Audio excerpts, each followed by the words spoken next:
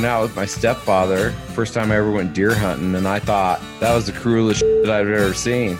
I was a chef for a long time, so I'd cook a lot of exotic game, ostrich and rattlesnake and zebra and giraffe, and I mean, all this stuff. We were talking on the phone and sharing our stories with each other, and he's like, holy crap. He's like, dude, you're lucky to be here. You're lucky to be alive. You're lucky not to be incarcerated. We sit down at the dinner table and eat that elk. We talk about that hunt. We talk about that animal. So I remember plucking pheasants for days. And I told myself, who in the hell would ever hunt birds that fly when you have to pluck them to eat them? I had no idea that, no, you can just cut the meat out. There's nothing more fun than taking someone who's never shot a bow and watching them shoot for the first time. And then taking them from shooting the first time to getting them their first bow. I learned so much about people and about myself through every podcast that it's an awesome time to reflect on myself and who I am. Hey, this is Brandon Waddell of Mountain Archery Festival and Wilderness Attitude Podcast, and you're listening to Living Country in the City, baby. Y'all ready for your dose of flyover state spirit? Straight from the concrete jungle? Well, put down your latte and pull on your boots. It's time for Living Country in the City.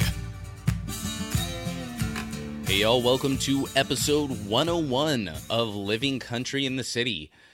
Man, I've got to figure this out now. How am I going to say this? Is it going to be like 101, 102, 103, 101, 102, 103? I guess once you hit the triple digits, these are the decisions you got to make. But for now, welcome to episode 101 of Living Country in the City. Before we get started, as always, want to say a huge thank you to Sawyer Products.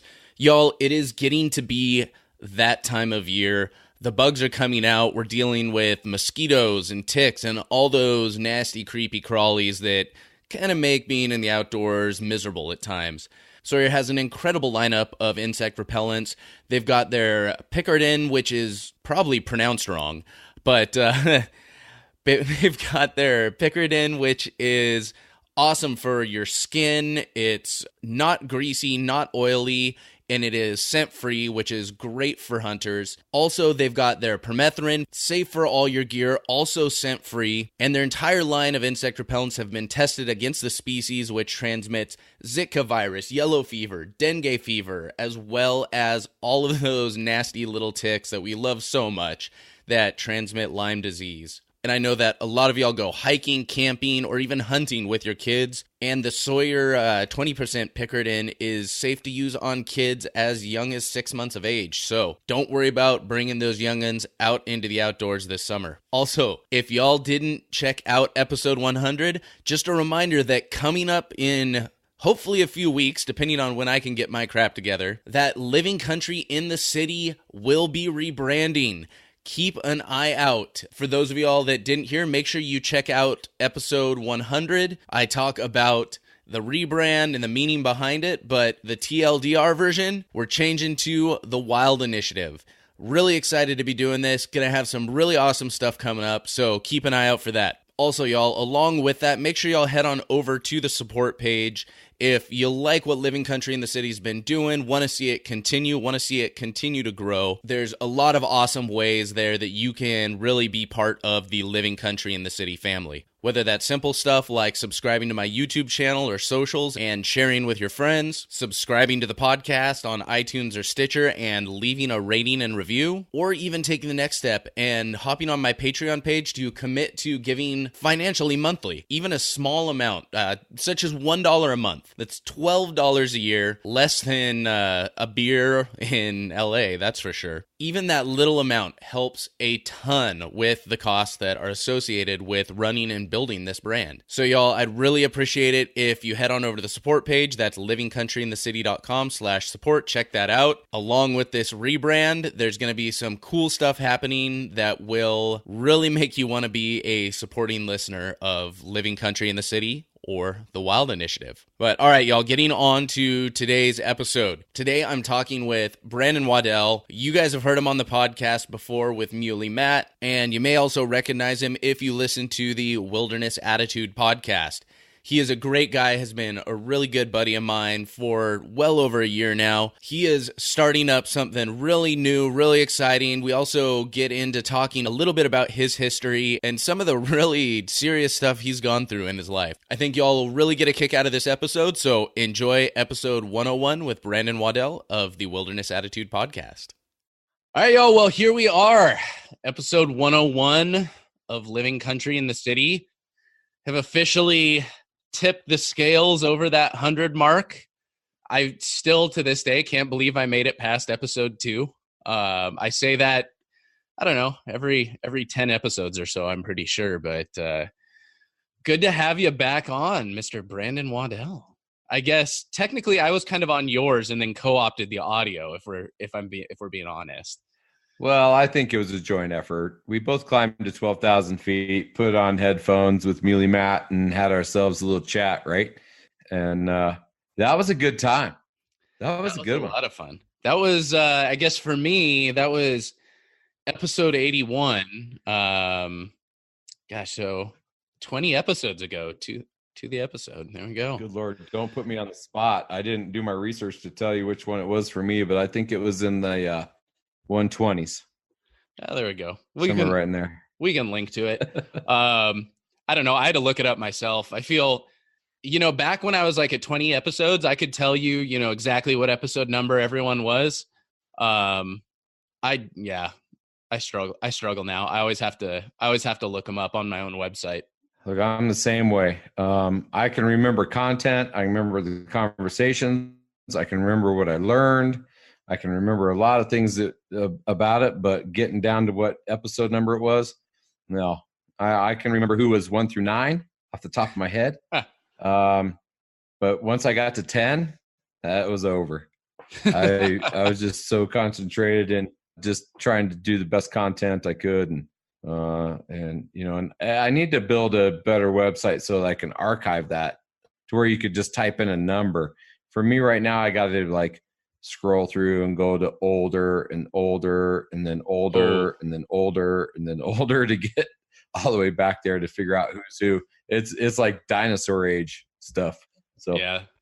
Well, I know a guy. I know. Yeah. So that we had this conversation a few minutes ago that there is definitely some website work in my future, and we'll see how that shakes out, man. Because you're the man. You're the man on that. That's your world. Oh yeah, we'll get that sorted. Do my own little advertisement here on the podcast. If you're looking for web work for your brand, your podcast, your outfitting service, your guide service, you want a podcast or you want a website for your dog, I will make that for you with no shame. Anyway, so if y'all don't recognize this melodic voice from episode 81, as I said, this is Mr. Brandon Waddell of the Wilderness Attitude Podcast and something else which we will be talking about. But before we get to all that, what I always like to start with is really just a little bit of background about yourself, man. How did you get started? What got you started in the outdoors, in hunting?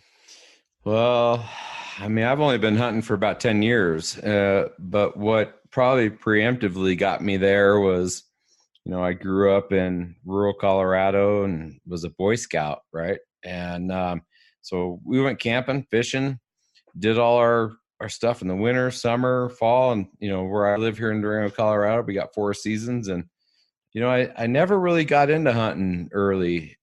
When I first went out with my stepfather, and my stepbrother, was the first time I ever went deer hunting, and I thought that was the cruelest shit I've ever seen. We shot a deer at some 200, 300 yards with a rifle, and we got up there and it wasn't dead and it was looking at me, and I thought, holy shit, it breaks my freaking heart. And so I didn't ever hunt.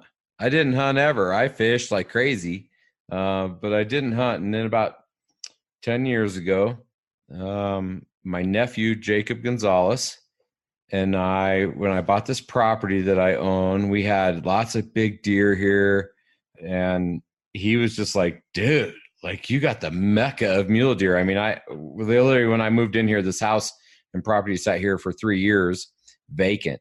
And so you should have seen the game trails on Google Earth that came into my property.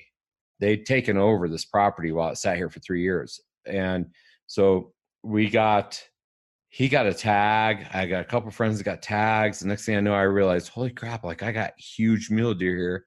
And then it was one of those things where I decided I was going to take my first doe. I got a doe license and I got a doe. And I was a chef for a long time. So I'd cooked a lot of exotic game and deer and elk and bison and ostrich and rattlesnake and zebra and giraffe. And I mean, all this stuff. And so, then when we shot this one deer out here and we grabbed the back straps and started cooking that. And we looked at each other and I was just like, wow, what have I been missing all this time? Right.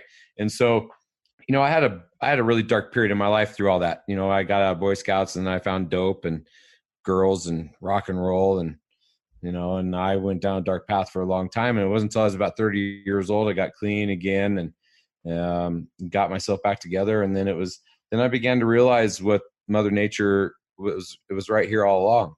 And so after that event, getting that doe and eating that, and then it was just a few weeks later that a good friend of mine, Tommy Romero, let me shoot his bow. Now, I grew up shooting bows in Boy Scouts, right? You remember the plastic fiberglass, red, green, blue bows, right? And I never paid much attention to that shit when I was younger because it was like, yeah, whatever. I couldn't hit anything.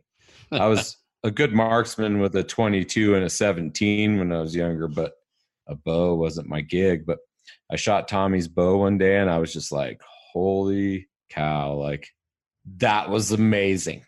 Like I'd finally found something to this is kind of the story I tell. So I finally found something that replaced doing triple digits on my Harley, where I had to really pay attention. I had to really focus on what I was doing. Like there used to only be 2 places in the world that the world turned off for me. And that was one, riding my Harley or riding my wife. And quickly it became when I pull a bow up and I'm focusing on that target with my pin, the whole world can spin and I don't even know it's spinning. Like I'm so focused and engaged and it's so therapeutic that became a new thing for me. And with that came a whole new level of hunting. And there was a lot of learning curve there because I shot my first doe with a 243 on my property, and then that was it. I didn't shoot anything with a rifle after that until just last year. But I was surrounded by some great people: Dennis Howell, Lou Webb, Tommy Romero, my cousin Jacob Gonzalez, and they taught me how to hunt. And they really flattened the learning curve for me. And so I don't know if that's a long story short. I'm sure you've had others that are longer or shorter, but for me, that's just kind of where it came. And then, 4 years of hunting elk and deer. I mean, I hunted the same deer here on my property for 3 years before I got it with my bow. And it took me 4 years to get my first elk. And then, I've gotten 4 elk since then. In the last 2 years, I haven't gotten any, but now I've moved on to my children. Like now I live vicariously through them. I love to hunt. I go out and I give it my best. But when it doesn't work out, I know that I still get to go hunt with my kids. And that's the most, helping friends and helping kids bag is awesome. So that's my story. That's how I got into hunting. Yep. Well, man, it's one of those things to where like, I can especially see you having a passion for helping these kids. 'Cause like you talked about, you went through some serious, when you were younger. Yeah. I mean, like what age would you say you were? 14, 16, 18? Man, I'll tell you what, by the time I was 15, I was doing dope. By the time I was 16, man, I was driving. And then by the time I was 17, I was dealing drugs. And by the time I was 21, I was moving quantity and doing stupid shit off the border and moving hard drugs, pot. It didn't matter, man. I was running with the devil, best way to put it. So, I was 15 years, I lived kind of in what I call the dark side. And I had kids at that point in time too, which is absolutely insane. To think that I was a father at that point, because I was not capable or responsible enough to be doing that at the point in time. But, here I am 9 years or many years later, 9 kids later. I have 9 children. My oldest and youngest are adopted, and nothing fills my heart more than watching them succeed, especially within something I'm passionate about. Right. I mean, to have a bunch of archery shooters out there, and even some rifle hunters and different things. I mean, I'm getting the chills right now. It's amazing. It's amazing the life that I lived and that I came out of it. I mean, I was looking at multiple prison sentences. I did a lot of rotten shit to people. And like I mentioned to you earlier, I'm kind of in a 3-segment podcast with another podcaster that's really digging into my life, and that we'll get that out there at some point. You can name them if you want. Okay. I don't mind. Yes. So Brandon and Kent with Make It Happen Outdoors. I heard Brandon's story on a podcast, and I reached out to him and was talking to him about how vulnerable and how open he was on that podcast. And a few months went by, and then he asked me, he says, has anybody ever podcasted your life? Because I was trucking across the country with a new truck I got down in Atlanta, Georgia, and we were talking on the phone and sharing our stories with each other. And he's like, holy crap. He's like, dude, like, you're lucky to be here. You're lucky to be alive. You're lucky not to be incarcerated. You're so blessed, your life right now and all that you have and how you do that. And so he decided that we would really dive into my life, and we're 4 hours into what might be 6 or 8 hours worth of my life, because realistically, I should write a book, and I would need my wife to write the book because there's a lot of hazy details in there. But my wife has known me. Me and my wife have known each other 32 years. We've only been married 13, but she's known me all that time, and I would need her to help me write the book for sure. But anyway, maybe at some point we can share that across our podcasts, where that podcast is at. I'm really anxious about that, Sam. I'm really anxious about sharing some of that stuff in my life. But I can tell you that where I'm at in my life right now, I'm super excited about. I am overwhelmed with anxiety and work and a lot of different things. But, all those things led me to right here, right now, today. Even being here with you on this podcast and our relationship that we've built over the last couple of years, right? Yep. It's all coming full circle. Well, I mean, it gives you such a unique perspective too. Like when you, as a dad, you look at your kids and you understand where they could be at right now. You look at where they're at versus where you were at that time. And, I mean, that's gotta scare you a little bit and make you pretty dang proud too, though, I'll tell you what, scared isn't it, to be honest. Proud, yes. Like here I am at 48 years old, and it's like, if my kids aren't walking the line, like I freak out. Like, I mean, not freak out bad, but I freak out a little bit. And I look at my wife, and my wife is like, Brandon, she's just out an extra hour. It's not like she's running dope on her Harley or doing this or doing that or selling blow to the mayor, or like she's just at a kegger. She's fine. She's not even drinking. She'll be home soon. And I'm like, and I'm freaking out. And she's like, do you know where you were when you were 18 years old in 2 months? Where were you? And I'm like, yeah, I don't want to talk about it. I want to talk about where I was. That doesn't matter. I know exactly where I was. That's why I'm freaking out right now. The worst part is I'm not really sure where I was, but I'm sure I was f***ed up. And I was on dope, and I was doing stupid shit, right? That's all there is to it. So you're going to have to put explicit simple on this one. I apologize. Oh man, I've done it for a few. We're not too bad on this one. Oh man, who knows where it'll end up though. Yeah, I'm just getting started, right? So, oh yeah, you just started in on that Basil Hayden's. yeah. I'm halfway into a good drink. So,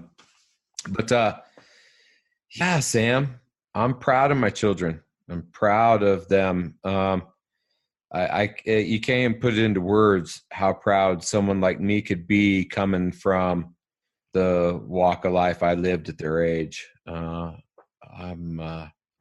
It's pretty epic. You know, I'm down to 4 at home. I got 1 leaving for college and nursing. I got my 3 boys left. So I'll have 6 of them out of the house, handful through college. They're all doing really well in their lives. I mean, some of them are dealing with real life, marriage, divorce, trying to find who they are, where they're going. But at the same time, they're healthy, they're inspiring, they're good kids. And if you compare them against me, they're golden children. They're like halo wearing, robe, God sent children compared to where I was at their ages at this point. So I'm blessed to have that. So going from this situation of that first shot onto the deer to then, to swearing off hunting, to then hunting on your property, to then bow hunting, all of this stuff.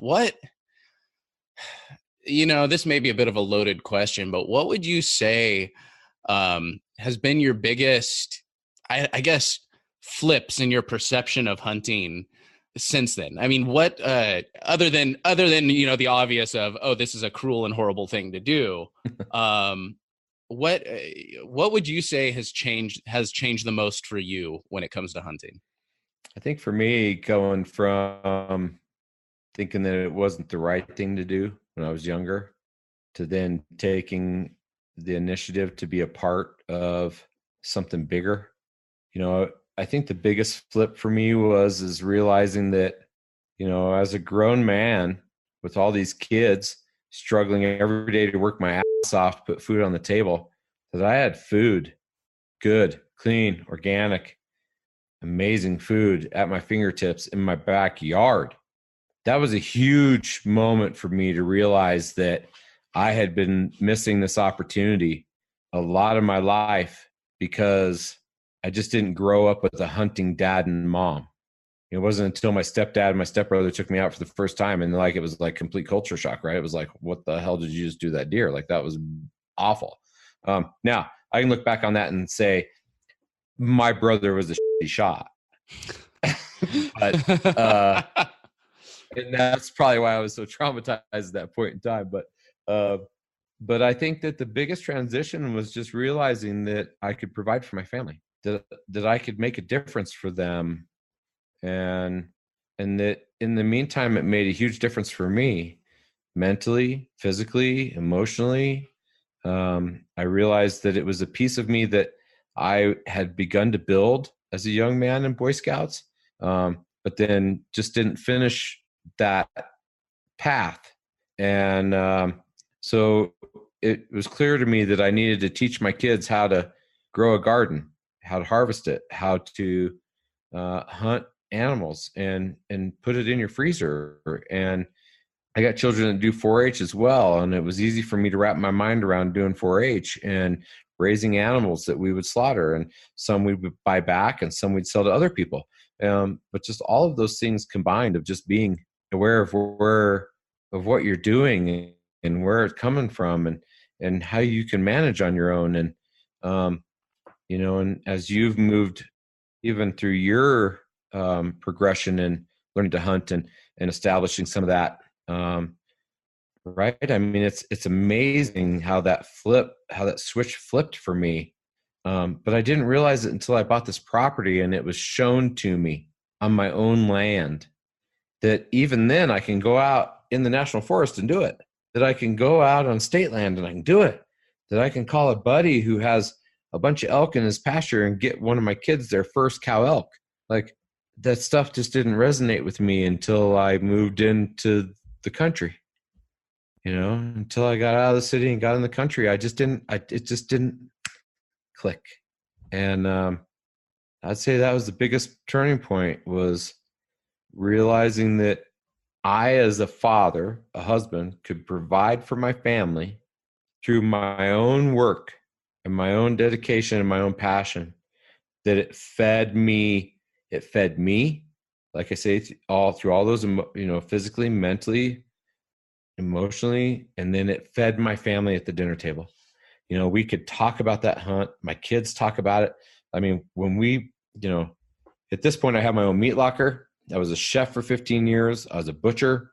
We do all that stuff ourselves. My kids shoot their meat. They clean it. They pack it out. They process it. They cook it.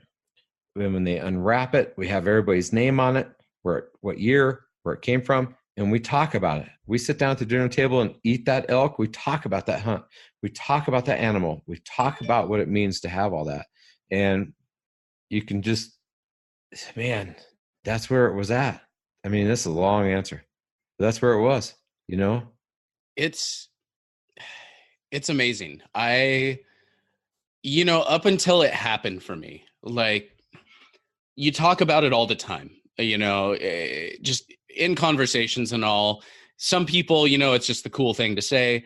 Other people do genuinely mean it, but it's so much more than just a hunt. It's everything that encompasses it. And there's so much that's so satisfying.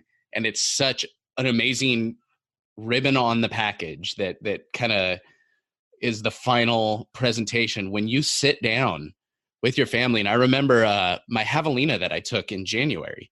Everyone told me I was crazy for skinning and quartering out a javelina. And I'll tell you what, though, it was fantastic. I made some great jerky from that. But I took the two rear quarters and made some barbacoa from a Jeremiah Dowdy recipe. And I just had the whole family up, and we were all just sitting around and talking and laughing and just enjoying life. And, there's just kind of this moment where I sat back and I just looked at everyone smiling and talking. And, I just kind of became a fly on the wall for a second. And I've never felt so satisfied in my life, because, that was an animal I went out and I worked hard for, and I shot with my bow and I skinned it and quartered it and brought it home all the way here. And I processed all of that meat myself. And, I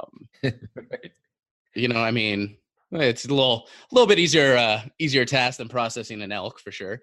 Well, but imagine being a caveman and you go out and you kill a dinosaur and you bring it home and feed your clan in the cave, right? I mean, and you watch them eat.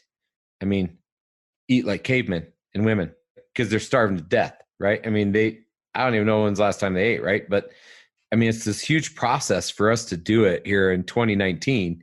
But imagine then. I mean, it's the same thing. It's the same characteristics, same DNA, same element of principle, that we're going out and what is the satisfaction of being a grown man and coming back and watching people eat what you harvest and satisfying them in so many ways. And like you say, sitting back like a fly on the wall and watch them smile, watch them enjoy each other. I mean, imagine what it was like in that cave that night when everybody ate with abundance and the fire was warm. Everybody was there. They were safe. And imagine that love and that unity and all of that. It's amazing that here we are so many thousands of years later, and it's the exact same. It's exactly the same. Just we get to take pictures of it, put it on social media. We get to, drive around side by side to find some javelina. We get to, do all these things. I mean, it's easier than it was then, no doubt. I mean, imagine we think about ourselves packing out a goat and thinking about grizzly bears coming to eat us because they could smell the blood from miles and miles and miles away. Well, imagine you got a hindquarter of God knows what, and you got a T-Rex sniffing your ass. right? I mean, both are scary, but T-Rex run really fast. T-Rex covers some ground, right? So I don't know. I always think about that kind of stuff when I'm thinking of, and how good we have it now and primitive state, but it's all the same elements of making people happy and fulfilling ourselves. Oh yeah. And understanding that hunt, right? Everybody's got a different reason they hunt. For me, it's a lot of different things. It's a lot of mental. It's a lot of physical challenging, mental challenging. But in all honesty, I love the hunt, but it's a rare form. But when I actually get to pull that trigger and I get to kill something and know that I've taken its life and that I'm bringing it home, and that, I mean, I don't take it lightly, but at the same time, I'd be a complete liar if I didn't tell you that there's an element in there where I'm satisfied with that. Mm-hmm. And if it's almost like gladiatorish in a way where I take a little joy from that death, I take a little sorrow from that death, I take some passion home from it. There's a lot of elements there for me, and that's a big 180, Sam, versus standing there looking at my stepfather and my stepbrother and watching that deer look me in the eye and fade away, and the tears that came off my face at that point. It's a light years difference at this point. I mean, there's still sorrow, but I don't cry. I don't cry like I did then. But anyway. I always wondered. Maybe I got deep there. I don't know, man. I always wondered what my reaction would be for the longest time, even before I really, really started getting into hunting. I always considered, I'm like, could I ever really, as a kid, I shot squirrels and pigeons with my BB gun and stuff. And, but I always wondered, what is my reaction going to be? Am I going to freak out? Am I going to be able to pull the trigger? Am I going to freak out before? Am I going to freak out after? Is it not going to phase me? What's going to happen? And, right. It's interesting. It was complete and utter shock just over the fact that it finally happened. Cause there was a little bit of build up to it for sure with my story. But, it was just, there was so much shock. I didn't even have time to, I'm not even sure it's been almost a year and I'm not even sure I've still processed my, my feelings about the whole thing. But, it's such a unique situation to each person and where they're at in their life, and it changes like with you, it'll change from one period of your life to another. But, every person has gone through different stuff and is in a different spot, and the situation's different. The buildup's different. I always love hearing that story of somebody's, first harvest and their feelings and all of that. It's such an interesting insight into that person, because it gives you a little bit of hint about where they were, that they don't necessarily always convey in a normal conversation. Yeah. And they're all different. Like my first mule deer was total disbelief. Right. And my first bull elk was just like complete empowerment. I don't know. Like I can go back through all of them, and like my first bear was complete insanity. Like it was so fast. It was so crazy. My first turkey just a week ago. Spent 9 years hunting a turkey. I shot a turkey 6 years ago and watched a coyote take it from off of. I was standing on a cliff and watched a coyote take my turkey, and I was pissed off. But then the turkey I got just a week ago was like, I just couldn't believe it finally happened. Like I was in disbelief, but at the same time, I just felt like it's about damn time. What I must be the world's most rookie turkey hunter ever, because it took me so long to get a turkey. I've missed so many turkeys, Sam. I've missed them so many times hunting with a bow. Turkeys are not easy with a bow, but I finally got one. It's crazy. But Well earned, I guess, is the best way to describe that one. I felt like I earned it. Oh yeah. Just like when I got my first bull, I felt like I earned it. I was empowered. I had beat an elk in his bedroom. I'd snuck in his bedroom and I'd beat him at his game. I felt like I'd won a game of chess, right? It's crazy. Anyway, moving on. That's awesome. I actually just the other day sliced the tail feathers off of a turkey. I was missing my rangefinder, so I had to estimate, and I estimated a bit far out, and I was so bummed. I was half an inch down. I would have had that sucker. Anyway, I digress. That story is up on my Instagram. Is that not the craziest shit, though, when it comes to turkey? It's like there is no room for error on a turkey. Oh yeah, with a bow, there's none.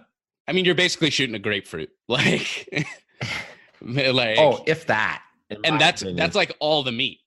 That's not even vitals, you know.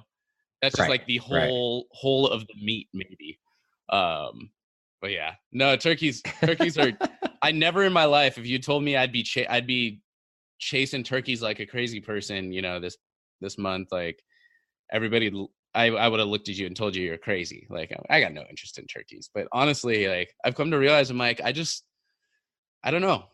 Hunting is my life now. It's all I want to do, and it doesn't matter what I'm hunting.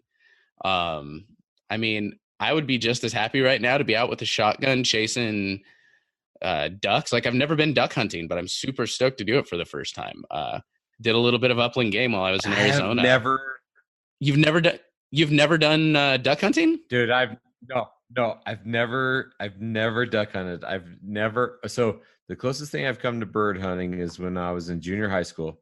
I had a friend of mine who came from South Dakota that I grew up with, and we went up to South Dakota and went pheasant hunting. And they had like this old 66 something station wagon that they like cut the top off of and had like 2 swivel chairs on it. And I didn't even get to shoot, and I just went with them, and they basically bombed these pastures in this old station wagon and they don't use dogs or nothing, but they were just like bombing these pastures in the station wagon, and birds would fly everywhere. And that was like my first time. And so then when I did that, we get all these pheasants, and then we go back, and it was like Paul's mom, she wanted them all plucked. Every one of them plucked. Okay. So I remember plucking pheasants for days, Sam, days. And I told myself, who in the hell would ever hunt birds that fly when you have to pluck them to eat them? And so I thought to myself, that's the only way you did it. I thought you only plucked them. I had no idea that, no, you could just cut the meat out and just have the meat. No. So I was just, so for so long, I thought to myself, that is the stupidest shit ever.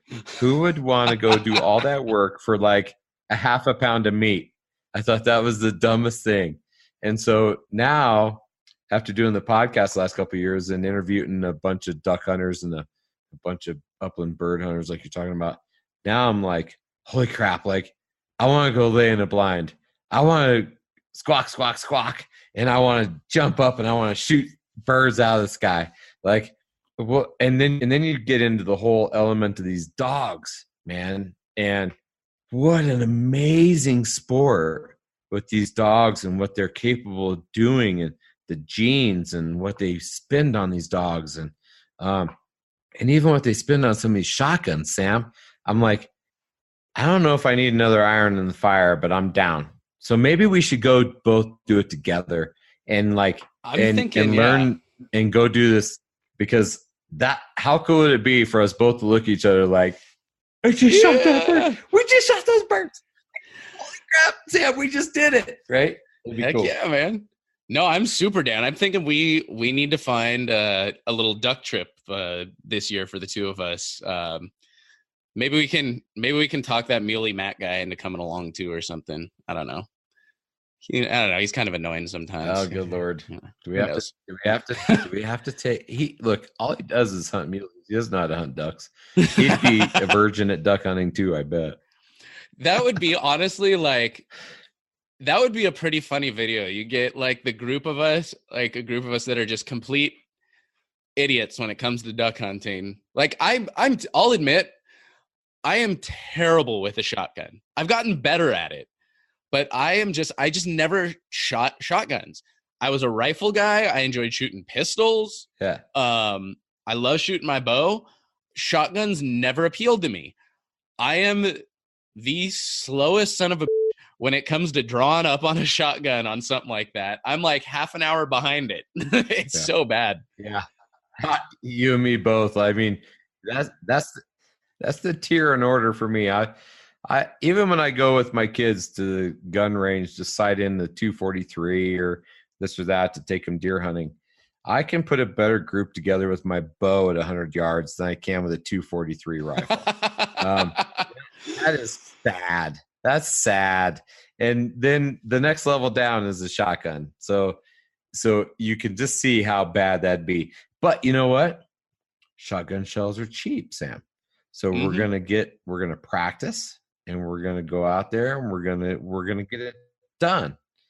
Our guide might not be super impressed, but that's not the point. We're there to have fun and be outdoors and podcast in the hut and look at each other when we finally hit a bird, like an hour later, like behind everybody else or whatever it is. It'll be a good time. Yeah. I do find it funny that, like, I'm not sure if you can see behind me here. Obviously people listening can't, but I got 3 ducks up on the wall right now. We're talking about this. These are actually a donation from a buddy of mine that my buddy Kelvin that I went hunting with for the elk in Colorado this year. Right. He was moving and he was literally selling all his stuff. So he and his wife are going to do some traveling, and they're just like, screw it, we're going to sell everything and bounce out, And so I was looking for a new chest freezer. And I also had a bunch of frozen deer in my Yeti. So he had this really nice chest freezer. I'm like, hey, so you want to sell me your freezer? He's like, yeah, sure. Gives me a great deal on the freezer. So we go on the elk hunt. We come back. We're unloading the freezer to put it in my truck. He's like, oh, I think I'm just going to leave some stuff in here. If you want it, you can keep it. Otherwise, just throw it out. I'm thinking like some frozen pizzas or something. Like, and I'm like, oh, yeah, what's in there? He's like, oh, I think I got about like 14 ducks or something. And like, I'm like, what? And he goes through, he's like, yeah, there's some kind of nice rare ones in here and da-da-da. He's like, so you can have them if you want. And I'm okay. So, yeah, I got like, dude, that's cool. 12 different like ducks and geese. Just beautiful, beautiful ducks and geese. I mean, there's golden eyes and boffleheads in there and snow geese and this Canadian goose that's just all white. It's like this rare kind of color. Normally they're gray, but it's just like this all white Canadian on its belly Canadian goose. And so I was like, well, so I got this literally a freezer full of frozen ducks. And I talked to my taxidermist, and I basically traded him half of the ducks to taxidermy the other half. So he's making a display for a Sportsman's Warehouse with one half of the ducks. Nice. And so now he's hooking me up with these others. So filling in the room, I'm not too prideful to throw somebody else's ducks on my wall. No, that's cool. That's cool. I mean, as long as you can, as long as you can own it, that, you got them in a freezer and not out of the water. With a Labrador. Yeah, it's exactly. All good. But yeah, so whoever is listening to this podcast, if you are a duck guide or you got the hookups on ducks for a couple of newbies here, and maybe a bearded newbie as well, if we can drag him along. I don't know. He's not bearded. He's not bearded right now, bro. Oh, he's not. Gosh, he shaved it up. That weirds me out when he does that, man. Anyway, but yeah, so if you are willing to take some newbies out, we'll probably record this. We'll do a little podcast. Let me know. Shoot me an email. Hit the website. Shoot me an email. Hit one of us on Instagram. Otherwise, we'll just have to start drawing names out of a hat, I'm sure. Yeah. But okay, so you started hunting out here on the property. You know, you went after your first year. You switched to archery. Now you got a podcast. What the hell's up with that? Who the heck runs a podcast these days, honestly? Other than everyone. Yeah, pretty much everybody, right? But for me, getting in the podcast, I got a good friend of mine. My wife's sister has a boyfriend, Mike, and he'd done some podcasts back in the day when podcasts were like completely rare, and he'd produced a few. And so then we started talking about, how podcasts were kind of coming around, and he asked me if I'd do it, and I was like, yeah, I don't think so. But I have this rare ability to talk to anybody and get information out of people. So we were on an elk hunt, and we were in this little town. We pulled up to get some gas in the truck, and I jumped out, and there was this guy that pulled up, and he's in camo, and it's late afternoon, evening. I mean, it is almost dark. And we were heading into some spots that we had seen on Google Earth and Onyx. And so we were figuring out where we were going to go. And this guy jumps out of the truck, and I say, how you doing? And he says, I'm doing good. How are you? And I said, well, we're doing good. I said, we're getting a late start. We were in a spot that didn't do real well. And we found a couple spikes that had been shot by muzzle loaders, and turned those into CPW. And we just felt like all the work we had done in this spot was pretty much ruined by some guys that made some poor choices. So we're looking for some new spots, and this is kind of where we're going. And he kind of looks at me and says, you know what? He says, my hunt's over. This is my last hunt for the season. I got in some bulls. I'll tell you what, you got a map? And I said, well, yeah, I got a map. And he says, get your map out. And so over the top of the hood, he says, go here, go here, go here, stay here, camp here, call from here. There's bulls in these chutes and in these basins. Make the best of it. And so I was just like, are you sure? Like, he's like, look, this is my favorite hunting spot, but I'm done. I told you, I'm done for the year. You go in there, make me proud, go get a bull. So we get up in there, we call that night. Sure enough, right where he told us to camp, we're there, bulls everywhere. And at this point, I was trying to get Mike his first archery bull. And the next day, we get in some bulls, and I got this bull coming down this ridge pretty hard. And he says to me, I said, go up there and get set. He's going to come around, probably 40, 60 yards above you. I think he's going to end up where he was last night, where he wouldn't come down, he wouldn't move. So go get set for that. And he was just like, nope. I'm like, what do you mean? No. And he says, this whole podcast thing we've been talking about. And I said, yeah. He says, yeah, you want to do that podcast? And I said, dude, no. Like, I haven't spoken to my wife about it. I'm busy with my trucking company, all these kids. Like, there's no time. I don't have the money. I don't it's just not going to happen. And he's like, Brandon, you have the gift to talk to anybody. You get information out of people that no one wants to tell you. I've known this about you for years. This is what we should do. I think you'll be a great interviewer. I think you'll do a great job. And I'm like, well, that's all fine and dandy, but can you get your ass up the hill and kill that bull? Because he's coming. He's like 200 yards away from where you need to be. So get up there. He sits down, he opens a Cliff Bar, looks at me and says, nope, not until you agree to do the podcast.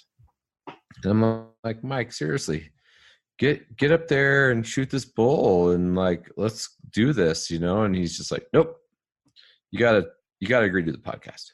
So I look at him and I'm like, fine.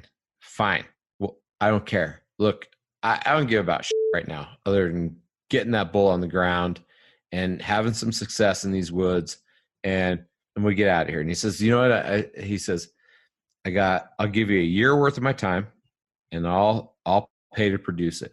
You just do your thing. And I was just like, Mike, whatever. Just put the freaking Cliff Bar away and get your fat ass up the hill and go shoot that bull. So he ate all but about the last bite of that Cliff Bar, then tossed it at me, and then he took off up the hill. And I was calling that bull and raking and going crazy. And that bull was up there, and he was going batshit crazy. And I couldn't figure out why he wasn't dead yet. So I finally went up there, and then Mike tells me, well, I'm only ranged to 40 yards and he was 60. And I just stood there and blinked at him like that would have been good information to know before I sent you up the hill. But long story short, he kind of conned me into doing it. I jumped in it. And I've just really come to enjoy it. In the beginning, it was a little bit of a twisted arm deal, but I can honestly tell you that I love talking to people. I love getting to know people. I love what I learn from podcasting with people. It's almost a selfish endeavor because I love lifting other people up in the podcast. I love getting their message out. I love hearing people's success and strife and everything they've been through in their life that leads to the outdoors and the wilderness, and how they overcome things and build new attitudes, right? Hence Wilderness Attitude Podcast. But it's a selfish endeavor every time because I learn so much about people and about myself through every podcast that it's an awesome time to reflect on myself and who I am and where I'm at in my life. With every time I listen to the podcast through making notes or building doing a voiceover or intros or different things, it's some of the best medicine of becoming a better man and a better husband and a better father and a better person than I've ever thought of. And that's how I got into podcasting. It's amazing how much you end up just through talking with other people in this kind of a context, how much you kind of come to realize about yourself and how much you learn even just apart from the whole, you expect to learn a lot when you're talking to Corey Jacobson about, how to bugle in a giant bull, but you really just, I don't know, through these conversations, it just kind of opens your eyes to a whole lot about yourself that I think you didn't realize. And so tell me a little bit, you kind of touched on a little bit. Tell me a little bit about the name Wilderness Attitude. What does that mean? So Wilderness Attitude for me came from, when I was a young Boy Scout, I just felt like the more I was in the wilderness, I had a better spirit. I had a different connection to Mother Nature, the world, the outdoors. So when I sat down and tried to figure out the name of my podcast, I'd realized that after coming back from such a dark time in my life to being back in touch with the wilderness and being back in touch with hunting and just a lot of the meaning there, that I had a really good attitude when I was younger. And I was trying to, as I was reconnecting with the wilderness and the outdoors, I realized that it just brought about an attitude change in me every time I disconnected and went outdoors. And so that was when I was out there one day and I was like, you know what? It takes me days sometimes. I mean, I run my own company, got all these kids, do all this stuff. For me to go hunting, like when I was talking with Tim Burnett, a solo hunter, and doing that interview, it was like, he's already in the mindset like a week before going into the outdoors. Like he's already there. He's already like in that moment. But for me, there's so much leading up to the minute that I turn my phone off and go on my Garmin, that there's so much I'm responsible for. There's so much I'm taking care of, to the point of where it takes me days to get into the wilderness attitude, to disconnect, turn my brain off, let my soul absorb, get to the time continuum of the wilderness, and to get the right attitude of what I think everybody should have a piece of, that everybody should harness at some point over and over and over, because it's the beat of that drum. It's all these things. I mean, it's kind of cliche, but that everybody has instinctively in themselves since the time they were cavemen, right? Like just being in that presence of Mother Nature and listening and smelling and moving slower and engrossing yourself into what it means to be out there. And so that's kind of where wilderness attitude came from in a nutshell. It's so true. Like, I don't care who you are, I mean, born and raised in Los Angeles. I mean, I always loved the outdoors, but like, I don't care who you are. You can't deny that there's not some sort of calling to be in the outdoors, in the wild, in whatever that is. Yeah, your calling may not be to hunt, but everyone feels it. Like people that say that they hate being in the outdoors, all of that stuff, I think they're full of shit. I mean, some people might not like being dirty. Some people may have gotten used to having certain amenities, but I guarantee that those people will still find pleasure and fulfillment and joy in even an afternoon, a hike to a waterfall. I mean, you look at LA, how stinking popular is it for people to go hike these little canyon trails just outside of Los Angeles all around there? It's huge. Like it's like Disneyland on some of these trails. So I don't care who you are. You feel that call. Yeah, I mean, even when you look at like New York City, and people go for a bike ride in Central Park, or they go to feed the ducks in Central Park, or they go fly a kite in Central Park, or they may walk through there and get raped in Central Park. There's a calling to being, and I mean, look, Central Park is a wild place in New York City, is it not? It's a wild place. It is. Oh yeah. There's squirrels and swans and that want to chase you, and ducks you can feed. And I mean, for some people, that's as wild as it gets, but it's still better. But it still has a part of that calling that you're talking about. Oh, right? Yeah. And it's just a different level. Like you say, I mean, some people, no, Park Cities is as wild as it's going to ever be. They're never going to be in a tent. They're never going to be in a sleeping bag. They're never going to go fishing. They're not going to touch a slimy fish. They're not going to put a worm on a hook. They're not going to go hunt a deer. They're not going to, but you're right. There's a calling for everybody. And man, but you know how many people, Sam, are in that never, ever get to reach even Central Park as a wild place in their life. Can you imagine that? I mean, that's a mind blower for me. I remember I was on my road trip last year, when we recorded that episode, and before I headed into Colorado, I was in Salt Lake just for the day. And Salt Lake has so much so readily available right there. You can practically walk to the base of the mountains depending on where you are in the city.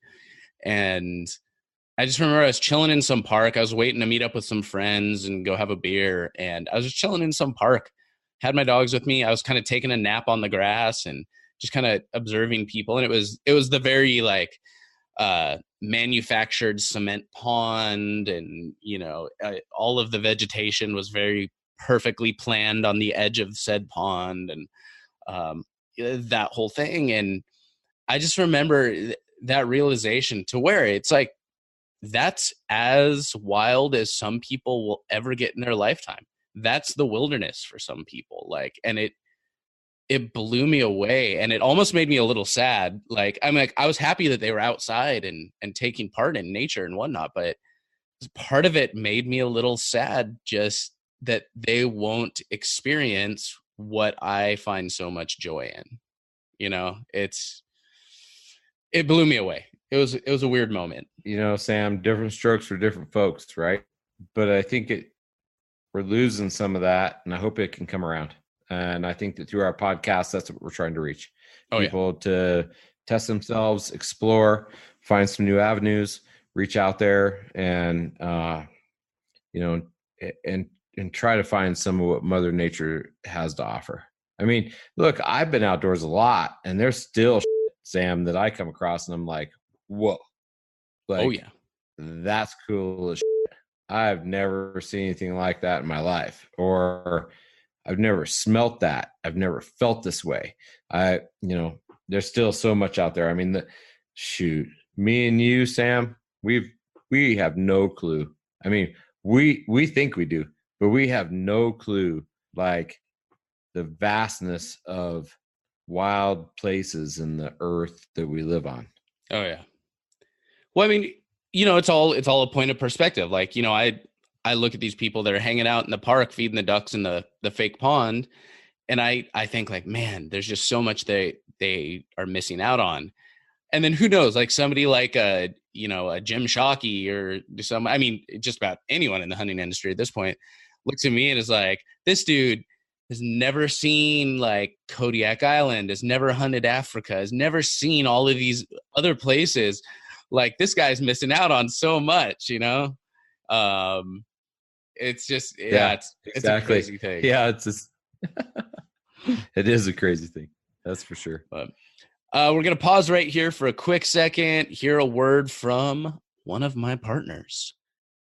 Hey, y'all, I want to introduce you to a company that has had a huge impact on the growth of Living Country in the city in the past year. Their name is iSocialBoost, and I'm not sure if y'all remember, but about a year and a half ago, I had just topped the 2,000 follower mark, and I was very excited about that. Then I learned about iSocialBoost, gave them a try, and I saw incredible growth in the first week alone. Now, let me tell y'all, this is not buying followers. They help to grow your brand's following in a true, authentic way with people that will stick around and actually be interested and engaged in your content. And they have so much confidence that you will love their service that they are giving away your first week for 80% off. Y'all, there is no reason not to at least give them a basic try. So check them out at isocialboost.com. Get your 80% off by using code COUNTRY. Check them out. We are back. So wilderness attitude and raising a family and your trucking business and all of this stuff and hunting is not the only thing you've got going on. Oof. Because you cannot resist taking on another project. We are too much alike. And I just know that you cannot say no to a project, can you? I have in the past, but not something that leads into where my passion resides in my heart today.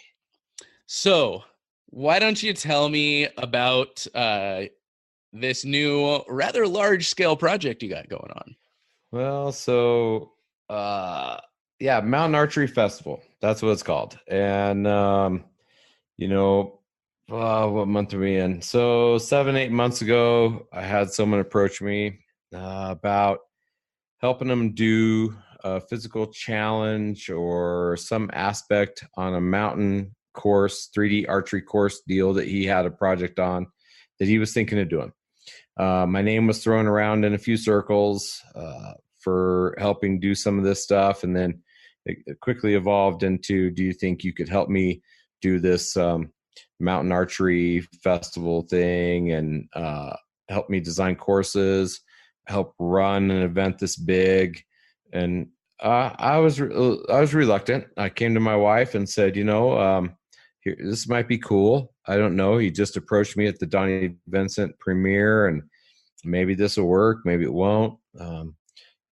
Pope and Young had mentioned my name.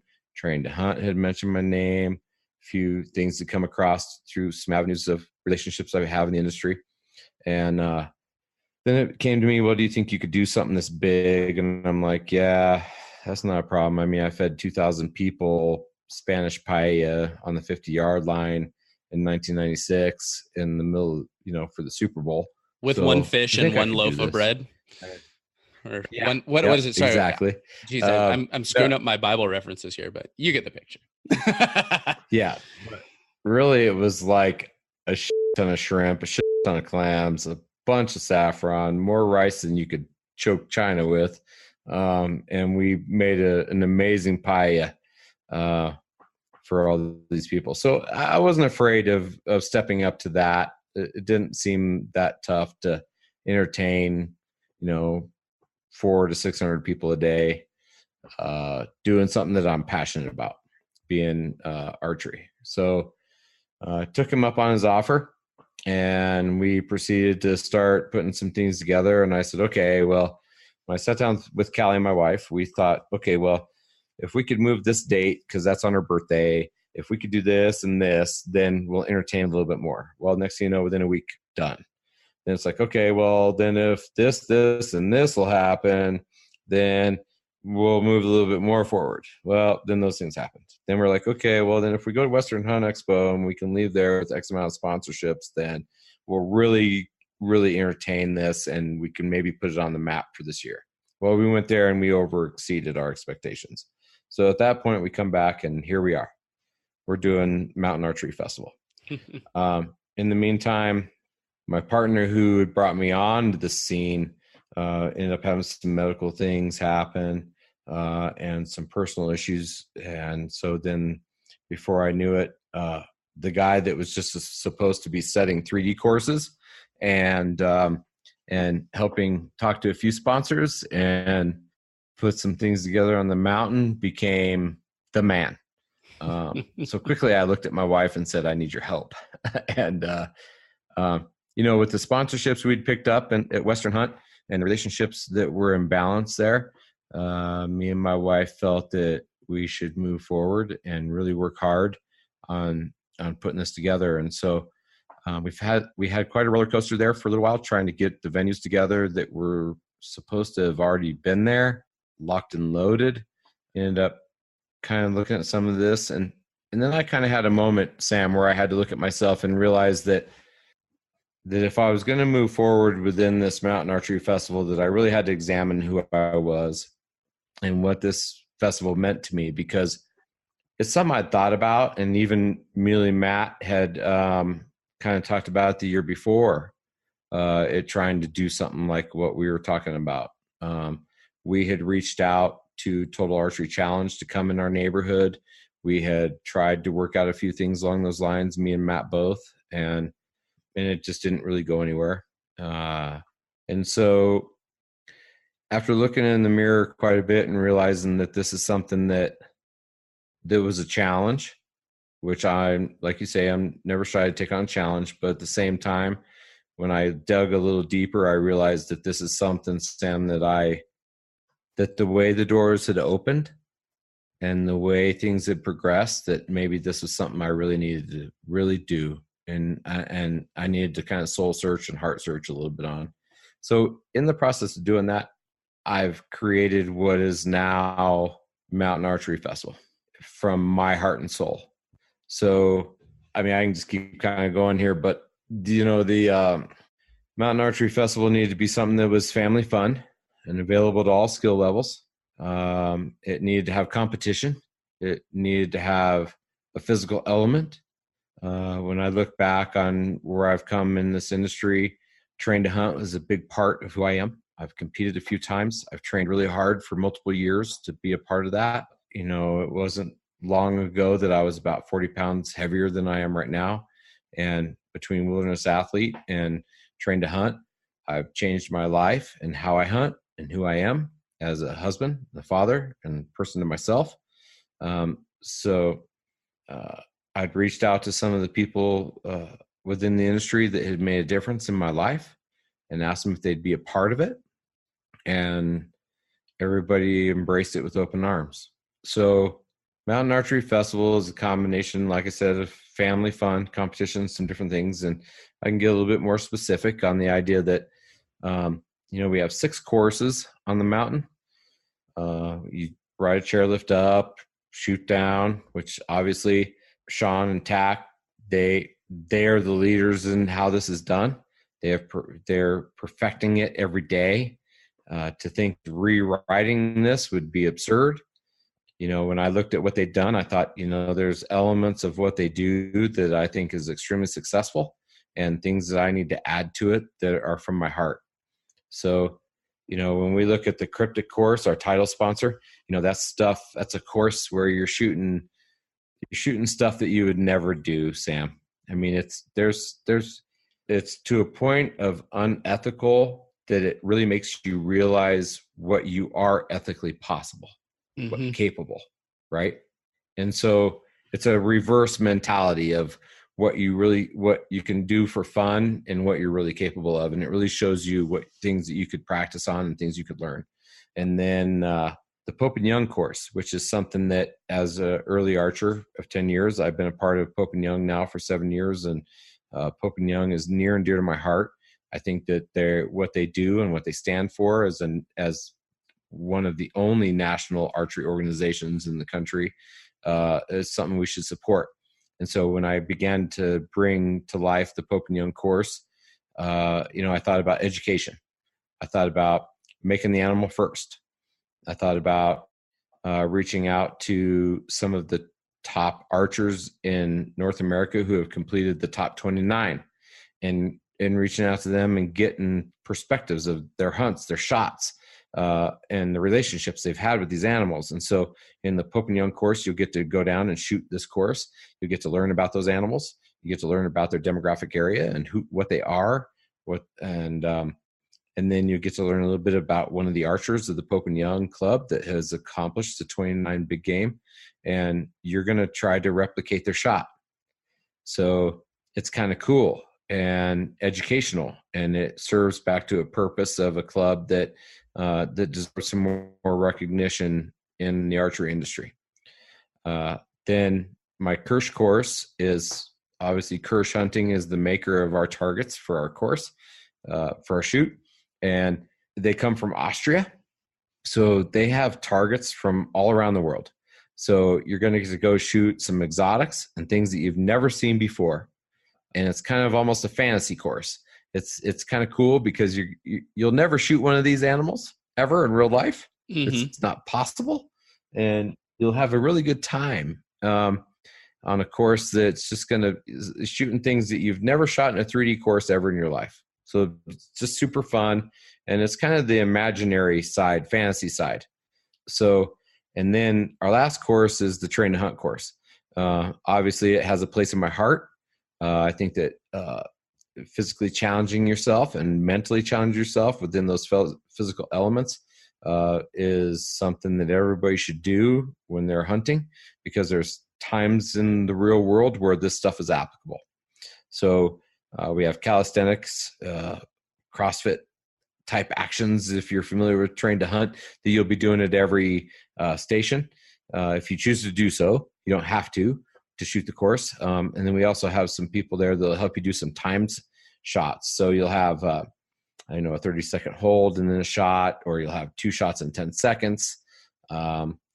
Different things like that, just to kind of test you a little bit.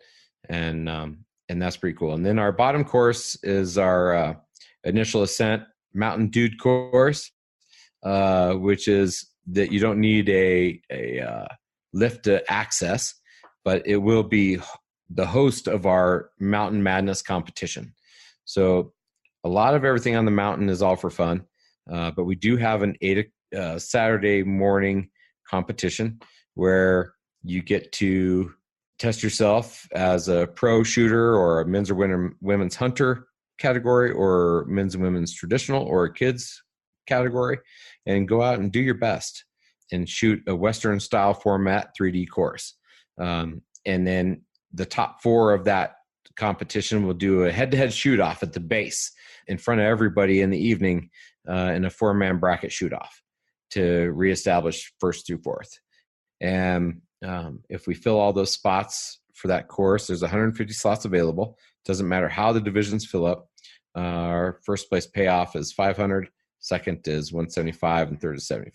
And then last but not least is our 6th course, which is the kids course.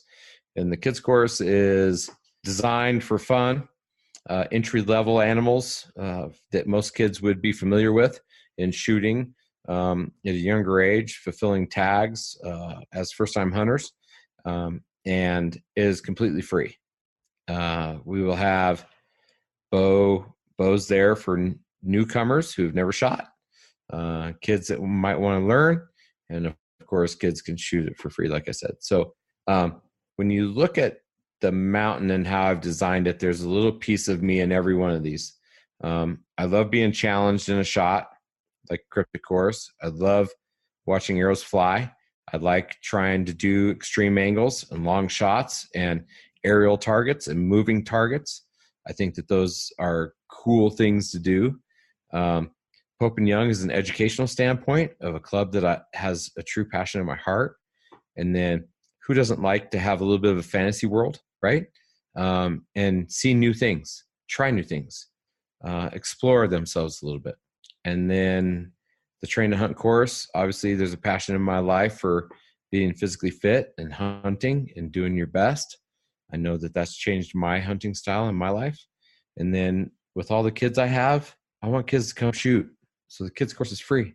I want people to learn. I want people to come out. And, this event has to do with every non-hunter as much as it has to do with a target shooter or a 3D shooter or a hunter. If you're not a hunter, please come. If you're an outdoorsman, please come. Come pick up a bow, give it your first shot. Shooting a bow doesn't mean you have to kill something. Shooting a bow means that you're going to have a good time. You're going to connect with yourself. You're going to get a chance to do something that, like I mentioned earlier, where the world can spin without you and you can concentrate and be a part of it. And I think that archery in a whole explains a little bit more of where I'm going in my life, and that's being in the moment and being present. And so when I look at the courses and the mountain in itself, Sam, there's a little piece of me in every aspect of it. All right. So I'm looking at the website here, mountainarcheryfest.com. Looks like there's going to be 3 locations. 2 are listed right now, correct? Yeah. We have a third one, Taos. We had it open for registration, and then contracts came back and we had to start some renegotiations. It was like everybody was thumbs up, and then everything went sideways. So the 4th location is absolutely yet to be determined. Might be another location in Utah, might be in Wisconsin, might be another spot in New Mexico. We have a bunch of balls in the air juggling this situation right now. So we'll see where it ends up. Get your hands on those balls. I'm sorry. Hold them tightly. Yeah. But we have Purgatory Resort. That is in Durango, correct? Just outside Durango, Colorado. That's where I'm at. Yep. And that's July 12th through 14th, that event, correct? Yeah, and that just got moved. It was supposed to be Memorial Weekend. But Purgatory deemed that we just got a ton more snow. And there's so much snow up there, it's insane. We thought it was going to work out, but we found it unsafe and unusable, so we moved the dates. So a quick thing to shout out about that, Sam, is that we did not pick that date. That was the only date that Purgatory had available. So all of you who registered for TAC on the same weekend in Utah, we were definitely not trying to throw anybody under the bus or take anybody away from the event because it's been sold out for 7 or 8 weeks. Also, the Rocky Mountain Elk Calling World Championships is the same weekend. And yes, we do have an elk calling contest at our event. By no means are we trying to compete with Rocky Mountain Elk Foundation's elk calling championships. So everybody take all that with a grain of salt. We were handed what we got. We either did the event or we didn't. And so we took the dates. And second location, I guess now at this point it would be the first location since the dates have changed. Right. The Bryan Head Resort. Where's that located? Bryan Head, Utah is just outside of Cedar City and St. George, Utah in the southwestern part of the state. What an amazing venue. Sam, the base area starts at a little under 10,000 feet.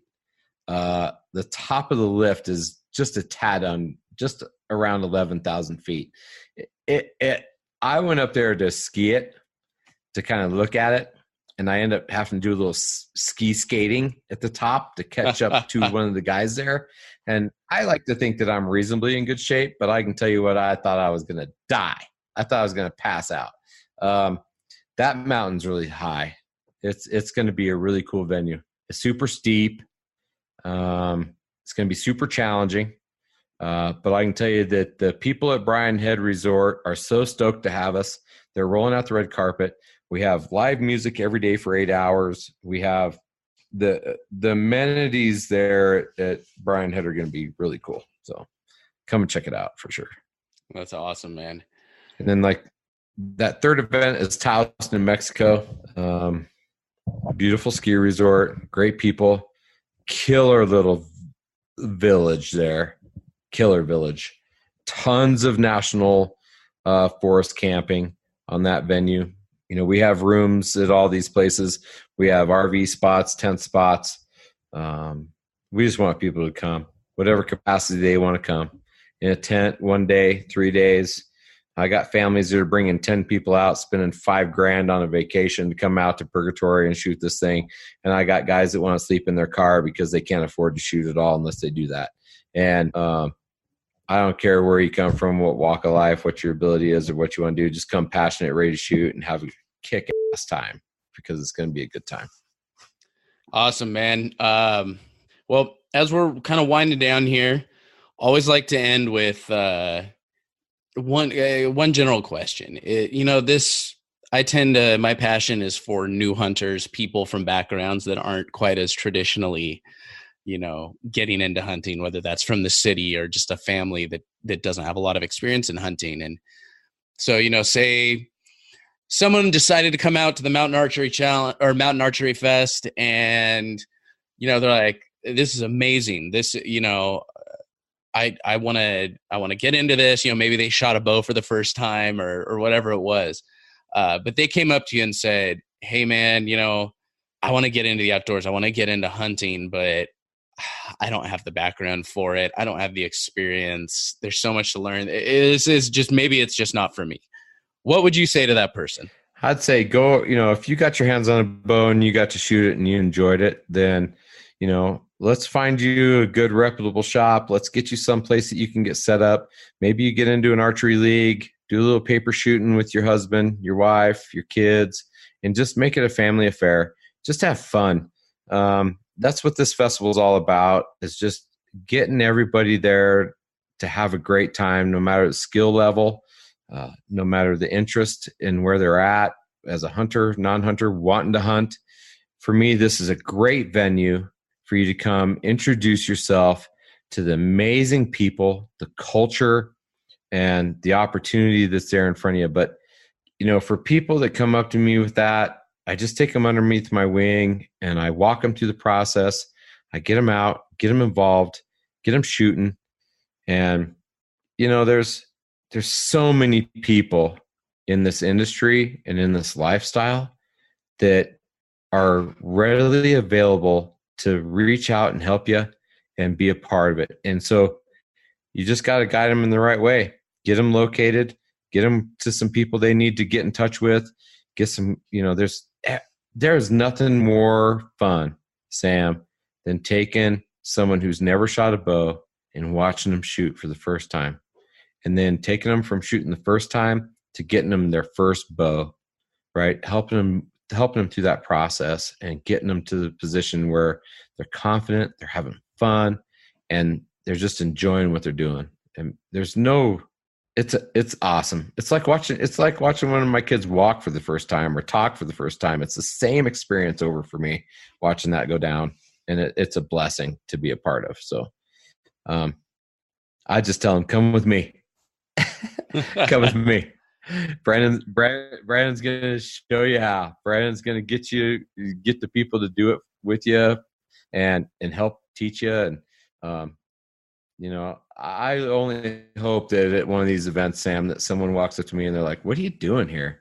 Like, what's going on? Like, and I'd just be like, well, let me show you. Come on over here.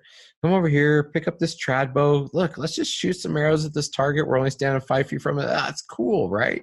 And just take them and walk them through the process of what archery is about and what it means to be engaged with that bow and arrow in any way, shape, or form. I mean, it's almost like leading back to S3DA, right? I mean, they grab these kids, they put them in a bow, they put them on paper, they get them shooting paper, they get them doing it really well, they get them into targets, they get them in 3D, they get them outdoor, and before you know it, they're transitioning them into hunting and even into college, tuition to get them into shooting in college. And it's just, what an amazing program, and to be able to walk them through that. And that's just kind of the same mentality I have.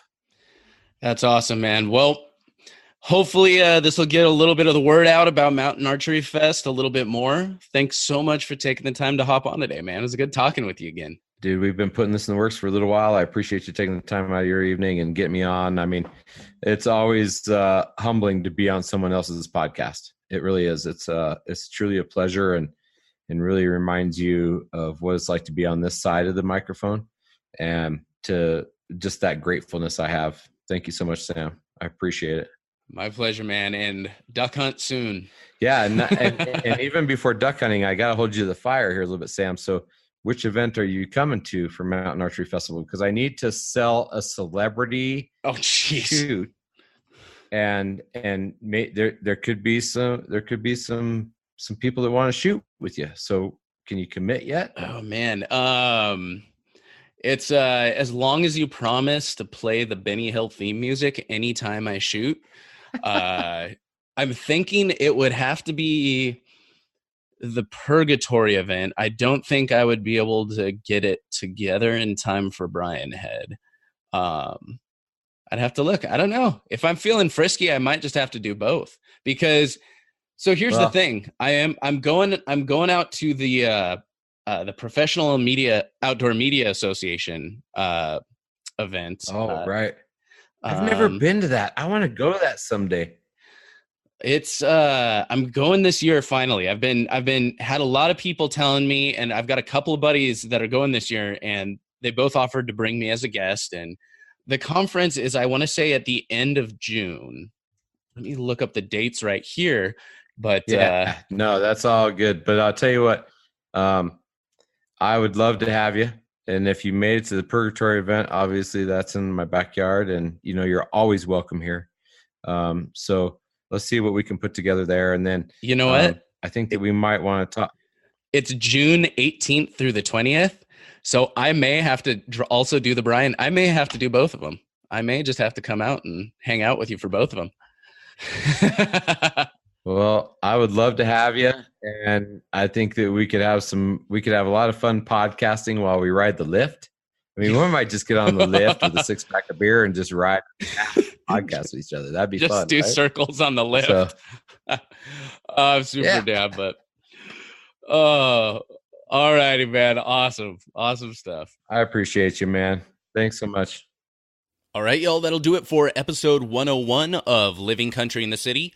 Make sure y'all head on over to the show notes page at livingcountryinthecity.com/101. Check out links to everything we talked about in today's episode. Make sure y'all head on over to mountainarcheryfest.com. Check out this awesome new event that Brandon's putting together. I'm hoping to make it out there. Really excited to see how it turns out and wish him the best of luck with putting this together. Make sure y'all check out my support page at livingcountryinthecity.com/support. Become part of the Living Country in the City team. Also, make sure to check out iSocialBoost if you're looking to build up your Instagram following or your brand. I can attest it is absolutely worth it. Make sure you use code COUNTRY to get 80% off your first week. That's how confident they are in this program. But in the meantime, keep it country, y'all. Thank y'all for listening to Living Country in the City. Get show notes and check out the blog, product reviews, events, and more at livingcountryinthecity.com.